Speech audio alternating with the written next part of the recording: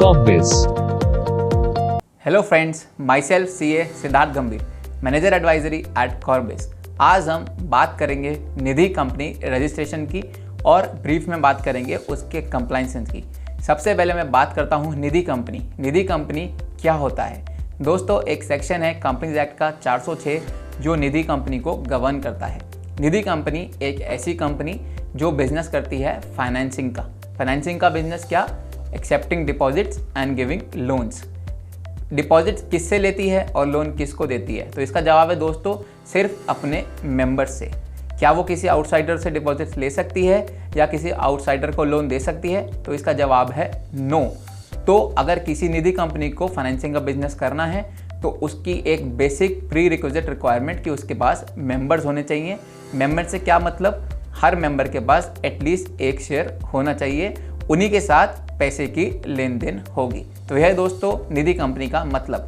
अब अगर आपको निधि कंपनी बनानी है तो उसके लिए क्या क्या प्री रिक्विजिट्स हैं, क्या क्या प्री रिक्विजिट्स रिक्वायरमेंट्स हैं? तो सबसे पहले दोस्तों निधि कंपनी क्योंकि एक पब्लिक कंपनी की तरह बनती है तो उसमें मिनिमम डायरेक्टर्स 3, मिनिमम मेंबर 7 होने चाहिए, उसमें मिनिमम कैपिटल 5 लाख और वो प्रेफरेंस शेयर इशू नहीं कर सकती। तो इसका क्या मतलब? वो सिर्फ इक्विटी शेयर्स इशू करेगी। अगर ये आपकी रिक्वायरमेंट्स फुलफिल होती हैं तो आप निधि कंपनी बना सकते हैं। उसके साथ साथ दोस्तों रजिस्ट्रेशन प्रोसीजर क्या होता है? आपने बोल दिया कि मैं रिक्वायरमेंट पूरी कर लूँगा, अब मेरे को निधि कंपनी बनानी है, तो वो कंपनी रजिस्टर कैसे होगी? सबसे पहले जो मैंने बात करी 3 लोगों की जो डायरेक्टर रहेंगे उनके डिजिटल सिग्नेचर्स बनेंगे, उनके डिन बनेंगे अगर उनके पास नहीं है, उनके पैन कार्ड, उनके आधार कार्ड, उनका कोई वोटर आईडी या कोई आईडी प्रूफ, कंपनी जहाँ पर रजिस्टर होनी है उस जगह के डॉक्यूमेंट्स, ये सारी चीज़ें आपके पास रेडी होनी चाहिए यदि आपको निधि कंपनी बनानी है। मैं रिपीट करता हूँ, डायरेक्टर्स के लिए उनके पैन, आधार, उनका कोई आईडी प्रूफ, उनकी बैंक स्टेटमेंट, उनकी पासपोर्ट साइज फोटोग्राफ्स और जहाँ पर जिस एड्रेस पर कंपनी रजिस्टर होनी है उस एड्रेस का कोई यूटिलिटी बिल जैसे कि इलेक्ट्रिसिटी बिल या गैस बिल। अगर ये डॉक्यूमेंट्स आपके पास रेडी हैं आप आगे बढ़ सकते हैं निधि कंपनी रजिस्ट्रेशन के लिए। तो सबसे पहले इसके बाद क्या होगा? Name approval. आप जो नेम रखना चाहते हैं अपनी कंपनी का वो नेम अप्रूव होगा, उसमें निधि लिमिटेड लिखा हुआ आएगा। जैसे ही नेम अप्रूव हो जाएगा बाकी डॉक्यूमेंटेशन फॉर्म बने जाएंगे और फॉर्म अपलोड होंगे इनकॉर्पोरेशन डॉक्यूमेंट्स के साथ। इनकॉर्पोरेशन डॉक्यूमेंट्स मतलब memorandums and articles of associations. तो ये डॉक्यूमेंट्स के साथ फॉर्म अपलोड हो जाएंगे, आपकी कंपनी 10 से 15 दिन के अंदर तैयार हो जाएगी। कंपनी बन गई दोस्तों, उसके बाद आपको क्या क्या कंप्लायंसेस करने हैं? तो सबसे पहला कंप्लायंस दोस्तों आपको अपना बैंक अकाउंट खुलवाना है और जितनी भी आपकी पेड अप कैपिटल है वो आपको बैंक अकाउंट में रेस्पेक्टिव मेंबर्स के अकाउंट से डिपॉजिट करवानी है ताकि कमेंसमेंट ऑफ बिजनेस हो सके, commencement of business form file हो सके। उसके साथ साथ दोस्तों अगर आपका ये काम हो गया है आपको ऑडिटर अपॉइंट करना है। ऑडिटर क्यों अपॉइंट किया जाता है? कंपनीज एक्ट की मैंडेटरी रिक्वायरमेंट है कि कोई भी कंपनी चाहे वो 0 टर्नओवर से हो या वो 1000 करोड़ के टर्नओवर से हो, कोई भी लिमिट नहीं है, ऑडिटर अपॉइंट करना मैंडेटरी है फर्स्ट बोर्ड मीटिंग के अंदर। तो उस मीटिंग में ऑडिटर अपॉइंट हो जाएगा। ऑडिटर इसलिए अपॉइंट होता है ताकि आपका बिजनेस स्मूथली अच्छे से रन हो सके, आप लॉ को कंप्लायंस कर सको। उसके साथ साथ क्या क्या कंप्लायंस करने होते हैं दोस्तों? जो एक नॉर्मल कंप्लायंस किसी भी कंपनी को लगते हैं वो निधि कंपनी को भी लगते हैं, जैसे कि साल के बाद इनकम टैक्स की रिटर्न फाइल करना, बैलेंस शीट्स बनाना, प्रॉफिट एंड लॉस बनाना, कैश फ्लो स्टेटमेंट्स बनाना। अगर आपने जीएसटी रजिस्ट्रेशन लिया है तो जीएसटी की रिटर्न टाइमली फाइल करना, जीएसटी के कंप्लायंसेस करना। साथ ही साथ कुछ एडिशनल कंप्लायंसेस जो निधि कंपनी को लगते हैं वो हैं एनडीएच फॉर्म फाइल करना। अगर निधि कंपनी बन गई तो 90 डेज के अंदर आपको एनडीएच 1 फॉर्म फाइल करना है, आपको बताना है कि कितने मेंबर्स हैं।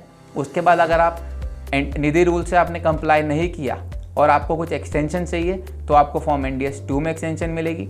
निधि कंपनी की एक रिटर्न जाती है हाफ ईयरली रिटर्न जिसका फॉर्म नेम है एनडीएच 3। उसमें डिटेल्स जाती है आपके मेंबर्स की, आपके डिपॉजिट्स की, आपके लोन की। रिसेंटली 2019 में एक नया फॉर्म इंट्रोड्यूस हुआ है एनडीएच 4। एनडीएच 4 क्या? कंपनी डिक्लेयर करती है कि वो कंप्लायंस कर ली है, उसकी टाइम लिमिट आपको पता चल जाएगी, वो निधि रूल्स में लिखी हुई है। आपकी कंपनी बन गई, आपने पोस्ट इनकॉर्पोरेशन कंप्लायंसेस के बारे में भी सुन लिया। अब निधि कंपनी का ऑपरेशन कैसे होता है, निधि कंपनी कैसे चलती है, निधि कंपनी को कैसे चलाना है, क्या कोई रूल्स हैं इसके लिए? तो दोस्तों इसका जवाब है हाँ। निधि रूल्स जो पहले 2014 में आए थे अब वो अमेंड हुए 2019 में। उन रूल्स में कुछ स्पेसिफिक बातें, वैसे तो रूल्स वो बहुत बड़े हैं, लेकिन कुछ स्पेसिफिक बातें जो बहुत इंपॉर्टेंट हो सकती हैं किसी भी निधि कंपनी को चलाने के लिए, मैं वो आपको बताता हूँ।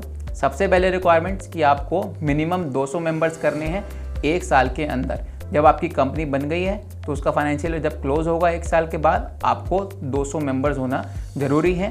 जैसा कि मैंने कहा, अगर आप ये मेंबर नहीं कर पाते हैं तो आप एक्सटेंशन के लिए रिक्वेस्ट कर सकते हैं। उसके साथ ही साथ दोस्तों, आपके नेट ओन्ड फंड्स मतलब क्या, आपके प्रॉफिट्स प्लस आपकी कैपिटल 10 लाख होनी चाहिए। आपके डिपॉजिट रेशियो से क्या मतलब, net on funds to deposit ratio. अगर आपके नेट ऑन फंड्स 1 है तो आप 20 रुपये के डिपॉजिट ले सकते हैं। इसका मतलब क्या, रेशियो क्या हुई, 1:20। आपकी net on funds to deposit ratio होनी चाहिए 1:20। उसके साथ ही साथ दोस्तों, जो भी आप डिपॉजिट्स ले रहे हैं उसका 10% आपको फिक्स डिपॉजिट्स या फिक्स सिक्योरिटीज़ में जमा करना होगा।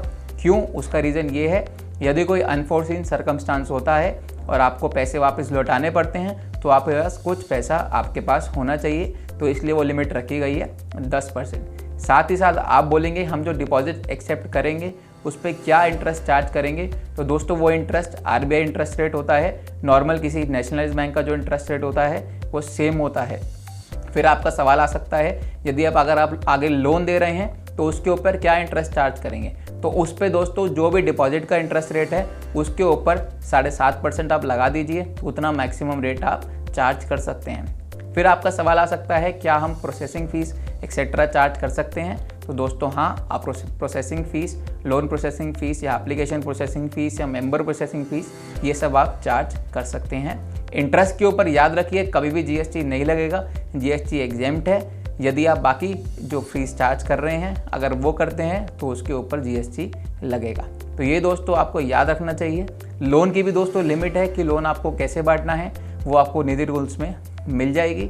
इंटरेस्ट कैसे चार्ज करना है ये मैंने आपको बता दिया। तो आपको ये सारी बातें याद रखनी है यदि आपको कोई भी निधि कंपनी एक स्मूथली चलानी है। कुछ ऐसी बातें दोस्तों जो निधि कंपनी को नहीं करनी, वो आपको वीडियो के डिस्क्रिप्शन में इन जो बातों जो मैंने बोली इसके साथ वो सारी बातें मिल जाएंगी।